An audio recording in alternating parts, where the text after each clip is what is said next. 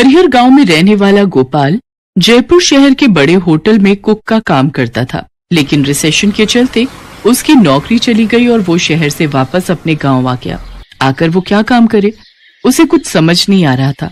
काम न मिलने के कारण वो काफी परेशान रहने लगा। तभी उसके पड़ोस में रहने वाला दीनलाल काका उससे कहता है, अरे भाई गोपाल, इतना परेशान होने की जरूरत नहीं है। भगवान ने चाहा तो सब ठीक हो जाएगा। क्या ठीक हो जाएगा काका? इस गांव में कौन सा कभी कोई होटल खुलेगा जहां मुझे काम मिल जाएगा? मुझे तो डर है कहीं मेरी बेटी की पढ़ाई ही ना छूट जाए। अरे घबराओ नहीं, तुम्हारे पास बचत होगी ना। फिलहाल उसी से काम चलाओ और साथ ही साथ कोई काम भी ढूंढते रहो। कभी गोपाल को नई नई सलाह देते रहते थे, पर उसका ना तो कोई काम बन रहा था और ना ही किसी की कोई सलाह काम आ रही थी। बाजार से सब्जी लेकर घर आती उसकी बीवी ममता उससे पूछती है कि क्या हुआ जी, क्यों इतना परेशान बैठे हो? परेशान ना हो तो क्या करूं? कई दिनों से घर पर खाली बैठा हूं। अगर इसी तरह चलता रहा तो धीरे धीरे बचत के सारे पैसे भी खर्च हो जाएंगे। क्या आपको कुछ और काम नहीं आता जो आप कर सके? आता होता तो क्या इतने दिनों से घर पर खाली बैठता? तो शहर में आप क्या काम करते थे जी? अरे इतनी बार तो बता चुका हूं तुम्हें कि एक होटल में समोसे बनाने का काम करता था। तो क्या अब आप भूल गए हो समोसे बनाना? अरे तुम पागल हो गई हो क्या? इतने सालों से सीखा हुआ काम भी कोई भूलता है क्या? तो फिर आप वही क्यों नहीं बना लेते? अरे बॉडम औरत, क्या बनाऊं? समोसे और क्या। मैं अभी बाजार से आ रही थी तो मैंने देखा कि गोलगप्पे वाले के ठेले पर काफी भीड़ लगी हुई थी, तो मैंने सोचा क्यों ना हम भी अपना समोसा बनाने का काम शुरू करें। ममता की ये बात सुनकर गोपाल, जो अब तक बेमन से ममता की बात सुन रहा था, अचानक उठ खड़ा होता है और ममता से कहता है, क्या क्या कहा तुमने? जी मैं तो वो ऐसे ही, मेरे कहने का मतलब था कि आप अपना ठेला तो लगा सकते हो ना।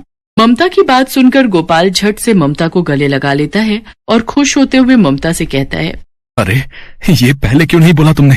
ये आइडिया तो मेरे दिमाग में भी नहीं आया। आप मुझसे अपनी परेशानी बांटते ही नहीं थे, हमेशा तो अपने दोस्तों के सुझाव लेते रहते थे। अरे परेशानी में ध्यान ही नहीं रहा कि क्या कहूँ और किससे कहूँ। चलो, पर अब होगा तो वही जो तुमने कहा। बस अब तो कल से ही अपना काम शुरू कर दूंगा। वहाँ होटल में भी सबको मेरे ही हाथ के समोसे अच्छे लगते थे। और हाँ, मुझे तुम्हारी मदद की जरूरत पड़ेगी।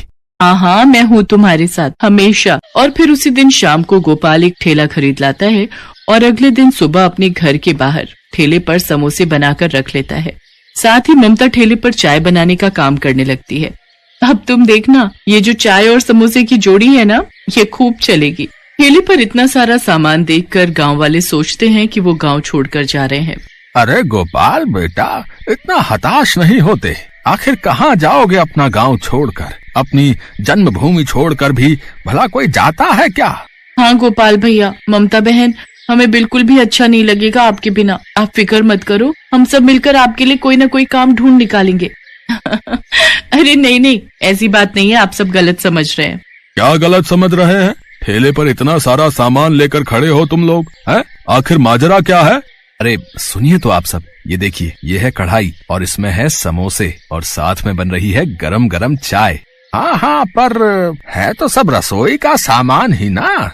आप सबको तो पता ही है ना, ये कब से घर पर खाली बैठे हैं। तो अब ये लगाएंगे समोसे का ठेला और मैं बनाऊंगी गर्मा गर्म चाय।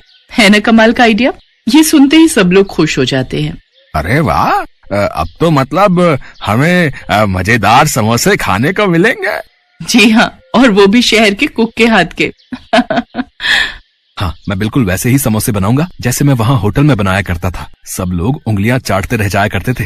चलो भाई गोपाल, अब क्या बातों से ही पेट भरोगे या अपने समोसे भी चखाओगे? हाँ, अभी लो। समोसे तो कब से तैयार हैं, पर तुम ही लोगों की बातें खत्म नहीं हो रही। और फिर सभी जोर जोर से हंसने लगते हैं। गोपाल और ममता फटाफट चाय और समोसा गर्म करके सबको देते हैं। समोसे का स्वाद सबको इतना भाता है कि सब लोग उंगलियां ही चाटते रह जाते हैं। अरे वाह गोपाल भैया, बहुत ही स्वादिष्ट समोसे हैं। ऐसे समोसे तो मैंने आज तक नहीं खाए। हाँ भाई गोपाल, बात तो है तेरे समोसे में। चल अब जल्दी से बता कि कितने पैसे हुए हम सबके। अरे नहीं काका, आज मेरे ठेले का पहला दिन है, तो पहली बार की चाय और समोसे आप सबको मेरी तरफ से फ्री। पैसे आप अगली बार से दे देना। दोनों अगले दिन फिर सुबह सुबह अपना ठेला लगाने चल पड़ते हैं। थोड़ी ही देर में अच्छी खासी भीड़ इकट्ठी हो जाती है। कोई 2 समोसे मांगता तो कोई 10 समोसे पैक करवा कर ले जाता है। कुछ दिनों में गोपाल और ममता का काम अच्छे से चलने लग जाता है और उन्हें अच्छी खासी आमदनी होने लगती है। आइए आइए, 5 रुपए का एक समोसा पाइए। अरे आज पैसे ले रहे हो क्या? हाँ काका, अब रोज रोज तो मुफ्त नहीं दे सकते ना। गोपाल का 5 रुपए का समोसा सभी गांव वालों को बहुत भाता है और धीरे धीरे उसके समोसे की चर्चा आसपास के गांव तक भी फैल जाती है। दूर दूर से लोग आने लगते हैं। एक दिन समोसे के लिए आलू कम पड़ जाते हैं और भीड़ अच्छी खासी होती है। अरे अब क्या करें ममता, मुझे तो घबराहट हो रही है। अरे आप परेशान मत हो, मैं समोसे में कम आलू भर देती हूँ। नहीं नहीं, ये ठीक नहीं होगा, हम समोसे के लिए मना कर देते हैं। नहीं, बिल्कुल भी नहीं। अगर एक बार मना कर दिया तो फिर कोई भी मुड़कर ठेले पर वापस नहीं आएगा। गोपाल को कुछ हद तक ममता की बात सही लगती है और वो कम आलू भरने के लिए मान जाता है। वो डरते डरते सबको समोसे देता है और सोचता है कि कोई कुछ न कुछ जरूर बोलेगा, पर कोई कुछ नहीं कहता और उन सबको समोसे मिल जाते हैं। अरे ममता, ये कैसे हुआ? किसी ने भी समोसे में कम आलू की शिकायत नहीं की? ये तो मेरे हाथों का कमाल और दिमाग की चतुराई है। मतलब मैं कुछ समझा नहीं। मतलब ये देखो, मैंने समोसे का आकार छोटा कर दिया था और किसी को पता भी नहीं चला। ये देखकर गोपाल को भी लालच आ जाता है और वो कहता है, वाह, ये आइडिया तो कमाल का है। अब कल से हम ऐसे ही समोसे बनाएंगे। समोसे का आकार छोटा और दाम 7 रुपए। क्यों, क्या कहती हो? बिल्कुल सही जी। सब खाने में इतने मगन रहते हैं कि किसी को कुछ पता भी नहीं चलेगा और हमारा मुनाफा ही मुनाफा होगा। अब दोनों के मन में लालच आ जाता है और धीरे धीरे समोसे में से आलू कम होने लगते हैं। अरे भाई गोपाल, आज समोसे में आलू कम नहीं लग रहे हैं क्या? है? कम लग रहे हैं ना?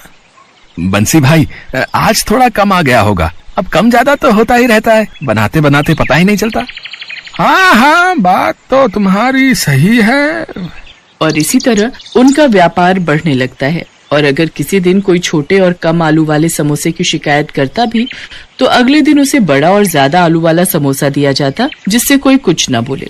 ऐसे कई दिन तक चलता रहा। दोनों सबको बेवकूफ बनाने में लगे हुए थे। अजी सुनो, मैं क्या सोच रही थी कि जो भी हमारी बचत हो रही है उसको हम एक अलग गुल्लक में डाल देते हैं और फिर उस पर लिख देते हैं बचत। आगे जाकर हमारे घूमने फिरने के काम आएगी। बड़ा गजब का सुझाव है। मुनाफा का मुनाफा और बचत की बचत, और तो और किसी को कुछ पता भी नहीं चल रहा है। अब आप देखते जाइए, कल से हमारा और सामान बचेगा। पर वो कैसे? अब क्या चल रहा है तुम्हारे दिमाग में? कल से समोसे के लिए आटा सिर्फ मैदे का ही नहीं होगा, बल्कि उसमें हल्के किस्म का आटा और थोड़ी सूजी भी मिला देंगे। साथ ही उसमें भरने के लिए आलू कम और दूसरी चीजें ज्यादा होंगी। अरे नहीं नहीं, ये ठीक नहीं होगा। अगर किसी को पता चल गया तो?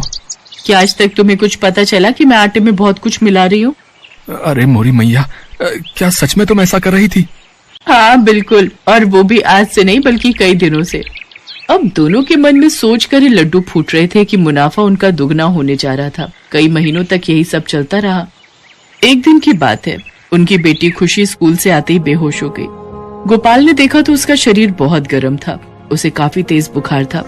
ममता और गोपाल भागकर उसे डॉक्टर के पास ले गए, पर उनकी बेटी को कोई आराम नहीं मिला। वो एक डॉक्टर से दूसरे डॉक्टर के पास भागते रहे। इसी कारण उनका ठेला भी काफी दिन तक बंद रहा और नौबत यहाँ तक आ गई कि उन्हें अपनी बचत वाली गुल्लक भी फोड़नी पड़ी। उसका भी सारा पैसा खर्च हो गया। फिर धीरे धीरे खुशी ठीक होने लगी। खुशी के घर आने के बाद उन्होंने अपने पैसे जोड़े तो उनके पास बस इतना ही बचा था कि उनका 1 हफ्ते का राशन पानी चल सके। इसके बाद गोपाल को अपनी गलती का एहसास होता है और वो ममता से कहता है, देखा ममता, हमारी गलती की सजा हमारी बेटी को भुगतनी पड़ी। बेईमानी से कमाया हुआ पैसा जिस पर हमने बचत लिखा हुआ था वो तो खर्च हुआ ही हुआ, साथ ही इतने दिनों तक जो हमारा ठेला बंद रहा उसका नुकसान अलग। जी आप बिल्कुल सही कह रहे हो, ये हमारी गलती का ही नतीजा है। अब उन दोनों को अपने द्वारा